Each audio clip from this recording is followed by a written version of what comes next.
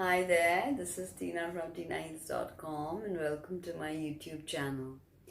So this video is about an Aries ascendant, a Sagittarius moon and a Leo sun. So you have your ascendant degree in cardinal fire, male, ruled by Mars, the red planet. Actually a triple fire, that's what I was just thinking. And you've got your moon in mutable fire, again yang, ruled by Jupiter. And Aries is the archetype of the pioneer. And Sagittarius is the archetype of the philosopher. And you have your sun, which is in rulership, in the sign of Leo, which is fixed fire. So you're completely fire, fire, fire.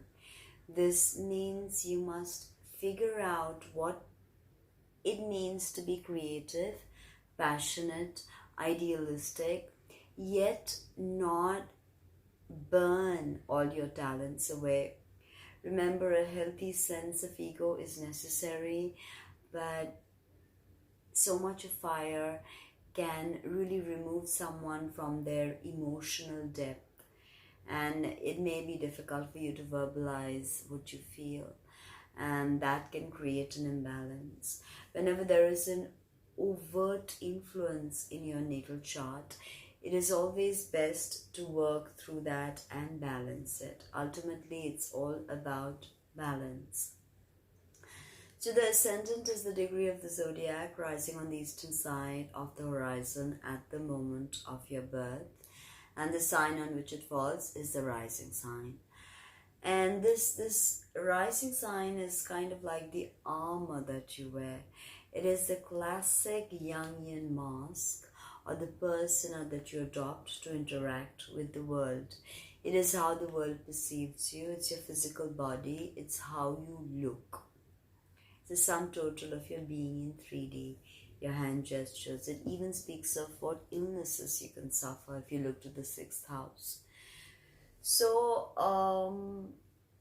as I said, your rising sign is how the world perceives you. So when you walk into a room with your purposeful stride and the edgy look in your eyes, people can see that you are a leader, a trailblazer, a pioneer. You're not afraid to call a spade a spade. You don't care who it hurts. You can be blunt to a fault. You are very rambunctious, tempestuous, full of energy. So much energy that it can burn you up if you don't know how to utilize it. That's when the shadow side of Aries comes into play. Ruthlessness, selfishness, and all of that. There will always be a streak of selfishness with Aries because this is the infant of the zodiac. You are the infant of the zodiac. When the soul enters Aries with a mini big bang, everything is born anew. Aries is the sign of spring. So there is a promise of renewal with this, youth, vibrancy, radiance, and all of that. And if you know that infants can be selfish because they understand self-preservation.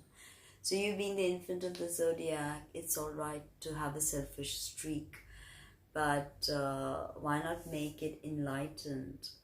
As eminent astrologer Stephen Forrest says, that the goal of Aries should be enlightened selfishness. So you can become the true pioneer, the true visionary you're meant to be. Because remember, Aries is not just about Martian strife and conflict and war. Mars is also a sex drive. So very tempestuous with so much happening in sexual signs of fire. Your Mars in the placement will of course say a lot more. But this is about you really being the dominant person in the room. And you don't want anyone else to shine because you want to shine the brightest. So this is something, the need of the Leo sun to be the constant center of attention. That and all of that. So remember, with the placement of Mars will also tell you if you get angry and violently angry, okay?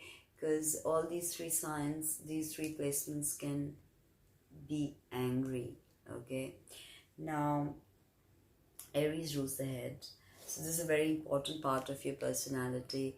You like to do your highlights, your hair, your maybe your fringes, your very well-defined sharp features. Sometimes maybe you don't have so much empathy in your eyes, but you have this restlessness, very swift moving. Be careful you don't fall and get hurt. It's as simple as that. Okay, always take a breath and balance and then move ahead. Metabolism very swift, very quick.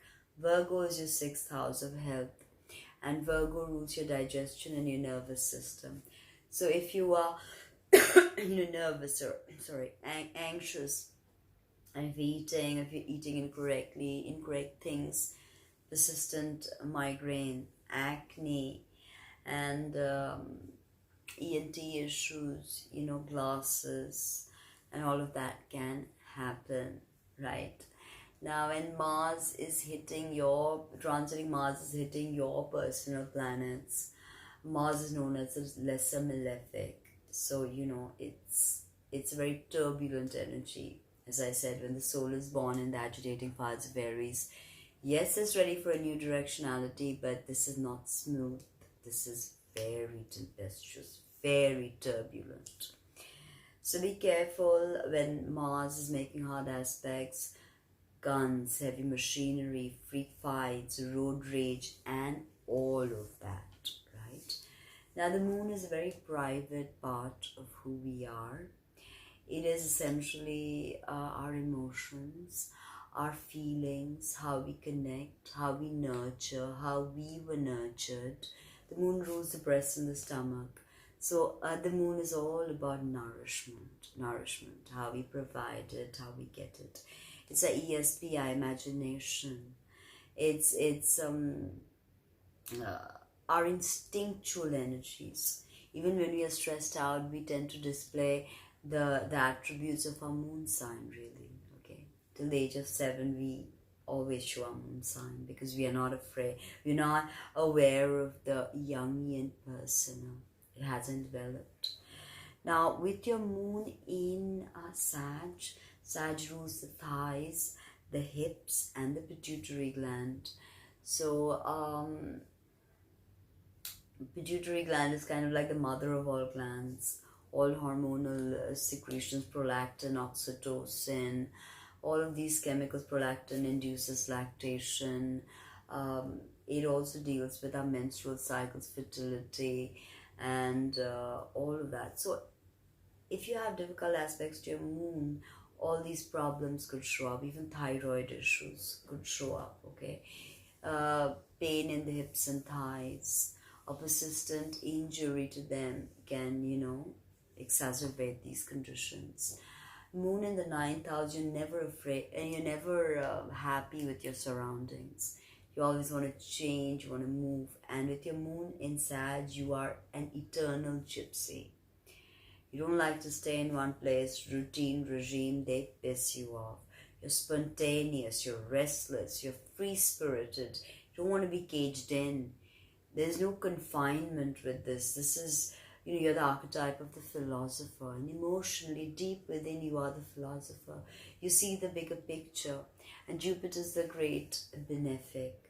Venus is the lesser benefic, but Jupiter is the greater benefic. So it's a very benevolent energy signature, and it expands everything. And it's the only sign that does equally well indoors reading and dealing with academia, as well as outdoors hiking or doing extreme sports. Moon in 9th house moon in Sag, yes, you could be an adrenaline junkie, and you also have a Leo sun, so you want to show off. And you have an Aries ascendant rising pushing you. Come on, let's do it. So balance, again, the key to everything. You need freedom. You need to explore. This is the sign of foreign lands and foreigners. Your mother, the moon is also your mother. Mother may have been a foreigner, or very elevated in her philosophy, maybe even teaching university, something like that. Your wife could be a foreigner. Even women, you could end up marrying a foreigner.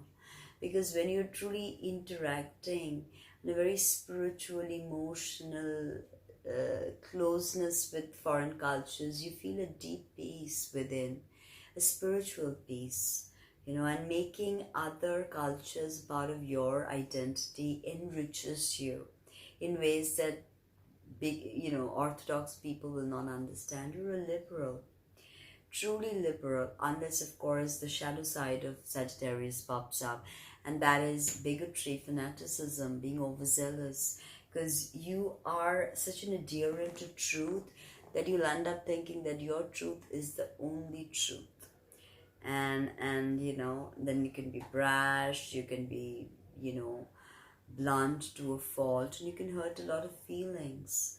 So that's something you need to balance. You can be very detached, careless, and superficial as well, Now, you are eternally the mover. So staying in one place is not going to keep you happy. So travel, travel, travel. No matter how you can manage it, that's your spiritual calling. And Moon and Sag, you are the eternal student as well as the eternal teacher. And a lot of the times you land up teaching what you need to learn. Yes, it is as simple as that. Sagittarius, you learn the best when you teach. It's a key energy signature, and Jupiter is the archetype of the teacher. So you will forever be the teacher, and you will forever be the student, because that's what you really want to do: grow and learn and evolve and grow and expand and find new directionality. That is your soul karma. Now the sun. The sun is really a healthy dose of I am. Okay, think of the sun, how it sustains us. If it was a red giant, a gas giant, it would swallow us up. If it was a white dwarf, it couldn't sustain us. It needs to be what it is for life to be sustained on earth. So your sun is a healthy sense of your identity, your I am. It deals with your goals and ambitions, but not from a Martian point of view, but from the point of view of your soul's purpose. Okay, what are you here to do? Your vitality, your leadership skills. The sun tells you how you shine. It also tells you your heart health, and it tells you about your conscious awareness. It also tells you about the sun symbolizes the body. So you have your sun in rulership, 5th house sun. And Leo is the first sign of individuation. And that's when we first, the sun is the most glorious thing in the universe. And the second, in the solar system, the second most is Jupiter. And you have both of them so very close to you. And you have a 9th house moon and a 5th house sun. You are the eternal wanderer, bitten by wanderlust. And you're the eternal artist and the creative individual with your sun in Leo. Remember, sun in Leo is about illumination. Leo is not just about the worldly throne. It is about the throne, the metaphoric throne in heaven, so to speak, and the conquering of ourselves, and to truly understand who we are as an individual.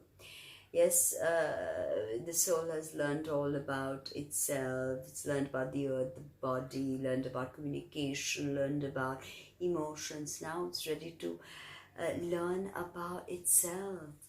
Who am I? What makes me whole? What is my creative signature? So you have to be creative in what you do, even if it's as simple as teaching, or as simple as holding metaphysical classes. You could be with your sun in Leo. You're very, very into showing what you can do. But the shadow side of Leo can be narcissism, drama, always trying to be the center of attention. So with so much fire, all I can say is touch base with your heart chakra and always center and ground with the earth, because your soul ruler of Sagittarius is the earth, and the soul ruler of Leo is the sun. It's always earth, ground with the earth. Subscribe, like, comment, and let me know what you think.